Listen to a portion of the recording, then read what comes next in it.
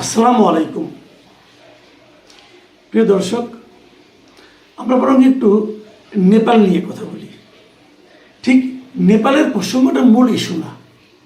ইস্যুটা হলো যে নেপাল এবং আমাদের মধ্যে এই রাজনৈতিক যে পট পরিবর্তন, সেই পট পরিবর্তনের ঘটনাক্রমে কিছুটা মিল রয়েছে এবং সেই মিলের মাধ্যমে যে অর্জন, সেই অর্জনটাকে আমরা কিভাবে ব্যবহার করেছি এবং করছি তার সঙ্গে আমি একটু তুলনা করতে চাই নেপাল কিভাবে কি করলো। নেপাল কিন্তু বেশি দিন সময় নেয়নি। জেনজিদের যে আন্দোলনের ফলে নেপালের সরকারের পতন ঘটল, সেই পতনের পর তারা বেশি দিন সময় নেয়নি এবং পতনের পর নতুন যাকে অন্তর্বর্তীকালীন সরকার হিসেবে দায়িত্ব দেওয়া হয়েছিল, তাদের সাবেক চিফ জাস্টিস ছিল যে সুশীলা কার্কি, উনি কিন্তু দায়িত্ব নেওয়ার পরেই ঘোষণা করেছিলেন যে মার্চে উনি নির্বাচন দেবেন এবং যেদিন ঘোষণা করেছেন সেই দিনই উনি নির্বাচন দিয়ে দিয়েছেন। একদম ডেট সহ বলেছিলেন যে অমুক দিন উনি নির্বাচন করবেন এবং এর মধ্যে উনি নির্বাচন দিয়েছেন, যে নির্বাচন নিয়ে কারো কোনো আপত্তি ছিল না। এবং যে দলকে রাষ্ট্র ক্ষমতা থেকে সরিয়ে তাদেরকে সরিয়ে দেওয়া হলো, যে দলকে, সেই দলের যে মূল নেতা সে সহ সেই পুরো দল এই নির্বাচনে অংশ নিয়েছে। তারা নির্বাচনের প্রচার করেছে, সব কিছু করেছে, তাদের কেউ কোনো বাধা দেয়নি, তাদেরকে নিষিদ্ধ করার কোনো দাবি ওঠেনি। তারা নির্বাচন করেছে এবং নির্বাচনে তাদের ভয়ঙ্কর রকম পরাজয় ঘটেছে এবং মূল নেতা সহ সবাই পরাজিত হয়েছে এবং তারপর তাদের নতুন একটা সরকার গঠিত হয়েছে। এটা মূলত তরুণদেরই সরকার বলা যায়, কারণ সরকার প্রধানের বয়স এখনো 40 হয়নি এবং উনি কখনো রাজনীতিতে অতটা সক্রিয় ছিলেন না, র্যাপ সঙ্গীত গাইতেন, এমন একটা লোক হয়েছে। আমাদের এখানে কি হলো? আমাদের এখানে দায়িত্ব নিলেন একজন বিশাল ব্যক্তিত্ব, নোবেল লরিয়েট, নোবেল পুরস্কার প্রাপ্ত ব্যক্তি। উনি এসেই ঘোষণা করলেন যে উনি ওনার কথা সবাইকে শুনতে হবে এবং তারপর উনি কাজ শুরু করলেন। প্রথমে এসে নিজের বিরুদ্ধে সবগুলি মামলা তুলে নিলেন, নিজের যা যা পাওনা, যা যা পেতে চান উনি এবং ওনার যে প্রতিষ্ঠান গ্রামীণ ব্যাংক, গ্রামীণ কল্যাণ এবং গ্রামীণ ইউনিট সেন্টার যারা আছে, গ্রামীণ টেলিকম, তাদের যা কিছু আছে সব আদায় করে নিলেন। নিজের নামে ইউনিভার্সিটি নিলেন, নিজের প্রতিষ্ঠানের নামে আদম ব্যবসার লাইসেন্স নিলেন। সব কিছু নিয়ে তারপর উনি ঘোষণা করলেন যে ওনাকে একটু যেতে একটু সময় লাগবে, কারণ উনি নাকি সংস্কার করবেন, এই রাষ্ট্র সংস্কার করবেন, দেশ কিভাবে চলবে কিভাবে চলবে না এটা উনি সংস্কার করে আমাদের একটু উপহার দিবেন। এবং এই সংস্কার করার জন্য উনি আমেরিকার থেকে কিছু ভাড়াটে বুদ্ধিজীবীকে নিয়ে আসলেন, ভাড়া করে নিয়ে আসলেন দাওয়াত করে, এবং ওনার আশেপাশে সব জায়গায় বিদেশি লোকজন বসালেন, আধা বিদেশি, এবং তারা মনের মাধুরী মিশে লুটপাট করলেন, করে তারা একসময় নিশ্চিন্ত আবার উড়াল দিয়ে চলে গেলেন।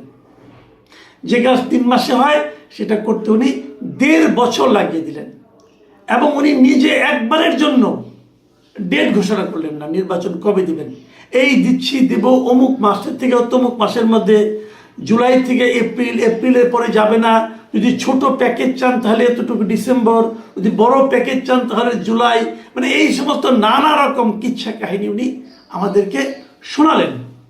শোনানোর পরে একটা নির্বাচন দিলেন এবং দেওয়ার আগে বললেন এটা হতে যাচ্ছে বাংলাদেশের ইতিহাসে সর্বশ্রেষ্ঠ নির্বাচন এবং সেই নির্বাচনে দেশের বৃহত্তম একটা রাজনৈতিক দলকে আসতেই দেওয়া হলো না। বলা হলো তোমাদের নিষিদ্ধ, তোমাদের কার্যক্রম নিষিদ্ধ। যে দলটাকে ক্ষমতা থেকে নামানো হলো তাদের ব্যাপারে জনগণের যদি কোনো ঘৃণা থেকে থাকে, জনগণের সেই ঘৃণা প্রকাশের কোনো সুযোগই দেওয়া হলো না, যে সুযোগটা নাকি নেপালে দিয়েছিল। এবং নেপালের সেই পতিত যে সরকার প্রধান ছিল কেপি ওলি, উনি কিন্তু ওনার নিজের এলাকাতে নিজের আসনে উনি কিন্তু ওনার ভরাডুবি হয়েছে। তো আমাদের এখানে তাদেরকে করতেই দেওয়া হলো না ইলেকশন, এবং নির্বাচন করতে না দেওয়ার ফল কী হলো? না দেওয়ার ফল হলো মানুষের মধ্যে একটা ধারণা জন্মালো যে যদি তারা নির্বাচন করতে পারতো না জানি কি করতো। ওই যে বলে না, যে মাছটা আপনার বড়শিতে আপনি তুলতে না পারেন, বড়শিতে লেগেছে, এক পর্যায়ে ছুটে চলে গেল, আপনি তো সারাদিন বলবেন, আফসোস করবেন, ওই মাসটাই সবচেয়ে বড় ছিল। যে মাসটা আপনি দেখেননি, যে মাসটা আপনি ধরতে পারেননি, সেই মাসটাই সবচেয়ে বড় মাস থাকে। যে নির্বাচনে আওয়ামী লীগ আসতে পারলো না, সেই নির্বাচন নিয়ে আওয়ামী লীগের লোকজন এবং আরও অনেকে বলা শুরু করলো যে ওরা নির্বাচন করলে ওরা খুব ভালো করতো। করতো কি করতো না, জনগণ তাদেরকে গ্রহণ করতো কি করতো না, জনগণ তাদেরকে প্রত্যাখ্যান করতো না আলিঙ্গন করতো, সেটা তো জনগণের ব্যাপার। জনগণের সেই সিদ্ধান্ত প্রকাশের কোনো সুযোগই আপনি দিলেন না, না দিয়ে বললেন ইতিহাসের শ্রেষ্ঠ নির্বাচন আপনি করবেন। 1.5 বছর পর ওনারা একটা জুলাই সনদ দিলেন এবং জুলাই সনদকে বাস্তবায়নের একটা আদেশ দিলেন, গণভোট দিলেন, যেগুলো সবই ছিল সংবিধান বিরোধী কাজ। সংবিধানকে ইচ্ছা মতো হাতে পায়ে যেভাবে পারা যায় সেভাবে দলিত করলেন, মথিত করলেন, করে এমন একটা গিট্টু লাগাই গেলেন, সেই গিট্টু খুলতে খুলতে আমাদের এখন যান যায় অবস্থা। জাতীয় সংসদের অধিবেশন শুরু হয়েছে, প্রতিদিনই আলাপের বিষয় কি, এই সংবিধান সংস্কার পরিষদ হবে কি হবে না, সংবিধান কিভাবে সংশোধন হবে, সংবিধান সংস্কার পরিষদের মাধ্যমে হবে কি হবে না, সংবিধান সংস্কার পরিষদের সদস্য হিসেবে বিএনপি লোকরা শপথ না নিয়ে কত বড় অন্যায় করেছে, এই জিনিসটা এনসিপি এবং জামাতে ইসলাম নিয়মিত প্রচার করতে শুরু করলো, হুমকি দিল যে ওইভাবে যদি জুলাই সনদ বাস্তবায়ন করা না হয় তাহলে ওনারা রাজপথে নামবেন, আবার রাজপথ, এত বড় আন্দোলনের পর আবার রাজপথের হুমকি, এটা করা হবে। বিএনপি বলতেছে আমরা জুলাই সনদ বাস্তবায়ন অক্ষরে অক্ষরে করব, ওনারা বলেন যে না ওইভাবে করতে হবে। মানে কি বাস্তবায়ন করতে হবে সেটা গুরুত্বপূর্ণ না, গুরুত্বপূর্ণ হলো কিভাবে বাস্তবায়ন করতে হবে।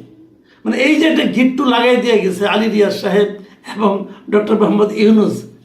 এখন তো ইউনুস সাহেব জাপানে যে ছোট বাচ্চাদের সঙ্গে কোলাগুলি করতেছে, আর আলী রিয়াজ সাহেব তো আমেরিকা চলে গেছেন ওনার নিজের দেশে, তারা মহানন্দে আছেন। আর আমাদের সংসদের প্রতি মুহূর্তে প্রতি ঘন্টায় কত টাকা খরচ হয় জানেন আপনারা? এই বিপুল অর্থ ব্যয় করে তারা এখানে ঝগড়া করতেছে যে সংবিধান সংস্কার পরিষদের মাধ্যমে এটাকে করতে হবে, বাস্তবায়ন করতে হবে, আর কোনো কাজ নেই। আমাদের পরে নেপালের নির্বাচন হয়েছে, নির্বাচনের ফল পাওয়া গেছে, বালেন্দ্র শাহ উনি নির্বাচিত প্রধানমন্ত্রী হয়েছেন এবং প্রধানমন্ত্রী হয়ে গত শুক্রবার উনি ওনার ফুল ক্যাবিনেট নিয়ে বসেছিলেন এবং বসার পর ওনারা 100 দফা মানে 100টা পয়েন্টে উনি রিফর্ম করবেন বলে জানিয়েছেন। ওনাদের কিন্তু ওই কমিশন গঠন করতে হয় নাই, ওনাদেরকে কিন্তু আলী রিয়াজকে দাওয়াত করে আনতে হয় নাই। আলী রিয়াজ আসার সময় বগল দাবা করে মনির হায়দারকে নিয়ে আসছিল, ওরকম কোনো মনির হায়দারও ওখানে পাওয়া যায় নাই। বালেন্দ্র শাহ ওনার ক্যাবিনেটের মাধ্যমে ক্যাবিনেট মিটিংয়ে 100 দফার একটা কর্মসূচি ঘোষণা করেছেন। কি সেই কর্মসূচি? এবং এই কর্মসূচি সবগুলি আমি দেখিনি, যে কটা আমি দেখেছি চুম্বক যে পয়েন্টগুলো আপনাদের সঙ্গে শেয়ার করব, আমি চমৎকৃত হয়েছি। শুনেন ওনারা কি বলেছেন। প্রথম যে সিদ্ধান্ত ওনারা নিয়েছেন সেটা হলো একটা সম্পদের হিসাব নিয়ে উনি সকল রাজনৈতিক দল এবং সরকারের উচ্চ পদস্থ যারা লোক আছে তাদের সম্পদের হিসেব নেওয়া হবে। 2টা ভাগ করেছেন সম্পদের হিসাব নেওয়ার জন্য। একটা ভাগ করেছেন 2006 সাল থেকে আজকে পর্যন্ত, 2006 সাল থেকে আজকে পর্যন্ত যত রাজনৈতিক নেতৃবৃন্দ আছে এবং যত উচ্চ পদস্থ সরকারি কর্মকর্তা আছে এদের সবার সম্পদের চুলচেরা হিসাব দেওয়া হবে। এবং হিসাবটা মানে কি কত টাকা সম্পত্তি আছে এটা না, উনি প্রেস কনফারেন্স করে কি বললেন সেটা না, একদম চুলচেরা হিসাব নেওয়া হবে। এই সম্পদটা কত টাকার, কোত্থেকে এলো, আপনার পরিবারের সদস্য কার কি সম্পদ আছে, সমস্ত হিসাব ওনারা নেবেন 2006 সাল থেকে 2026 সাল পর্যন্ত, এই 20 বছরের। এবং আরেকটা ধাপ হবে 1991 থেকে 2006 সাল পর্যন্ত, মানে ওই 15 বছরের, 15 আর 20 এই 35 বছরের সকলের উনি সম্পদের হিসাব নেবেন। একটা ওনার 100 দফার মধ্যে একটা দফা এটা।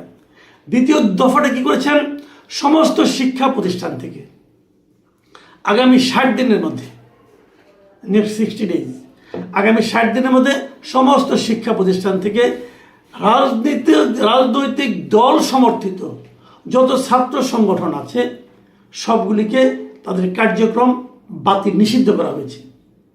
তার মানে সোজা বাংলায় যে কোনো ছাত্র সংগঠনে ক্যাম্পাসে ছাত্র রাজনীতি বন্ধ আগামী 60 দিনের মধ্যে, এবং তারপরে আর 30 দিনের মধ্যে এগুলোতে অরাজনৈতিক স্টুডেন্ট কাউন্সিল গঠন করা হবে। তার মানে ছাত্রদের যত অভিযোগ আছে, অভাব আছে, দাবি দেওয়া আছে, সেগুলো স্টুডেন্ট কাউন্সিলের মাধ্যমে আসবে।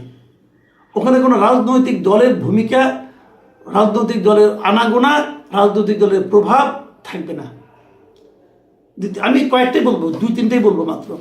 3 নম্বর উনি করেছেন যে সমস্ত প্রাথমিক শিক্ষায় মানে 5ম শ্রেণী পর্যন্ত যত পরীক্ষা আছে স্কুলের সমস্ত পরীক্ষা তুলে দেওয়া হয়েছে। কোনো পরীক্ষা হবে না, কোনো পরীক্ষা হবে না। আমরা কি করেছি এর মধ্যে? আমরা গেলে পরীক্ষাটা চালু করেছি, তাই না? আমাদেরও ছিল না পরীক্ষা, কারণ আমরা পরীক্ষাটা চালু করেছি। কেবল তাই না, আমরা ভর্তি পরীক্ষা পর্যন্ত চালু করেছি, যে ভর্তিটাও পরীক্ষা দিয়ে ভর্তি হতে হবে। ক্লাস 1-এর ছাত্রকে আগে ক্লাস 1-এ ভালো স্কুলে ভর্তি হতে চাইলে আগে কোচিং করতে হবে, কোচিং করে 2 বছর নষ্ট করতে হবে, তারপরে এসে আদু ভাই হয়ে ক্লাস 1-এ ভর্তি হতে হবে। আমরা এই নিয়ম চালু করেছি, আর ওনারা করেছেন যে সব ধরনের পরীক্ষা তারা তুলে দিয়েছেন। এবং ওই যে বললাম ছাত্র রাজনীতি, একই সঙ্গে তারা শিক্ষকদেরও দলীয় রাজনীতি নিষিদ্ধ করে দিয়েছেন। শিক্ষকরা কোনো ধরনের দলীয় রাজনীতি করতে পারবে না। আমরা কি করেছি? আমাদের দলের যারা শিক্ষক আছে তাদেরকে আমরা ভিসি পদে বসিয়েছি। আমরা অল্প সময় পেয়েছি, এর মধ্যে আমরা এই কাজগুলো আল্লাহর রহমতে করে ফেলেছি, যে আমার দলের লোক ভিসি হবে, আমার দলের লোক অমুক হবে, আমার দলের লোক শিক্ষা প্রতিষ্ঠানের অমুক মাতবো এটা করবে। তার ফলে কি হবে? এই পুরা শিক্ষা প্রতিষ্ঠান হবে আমার রাজনৈতিক দলীয় মতাদর্শের একটা প্রচার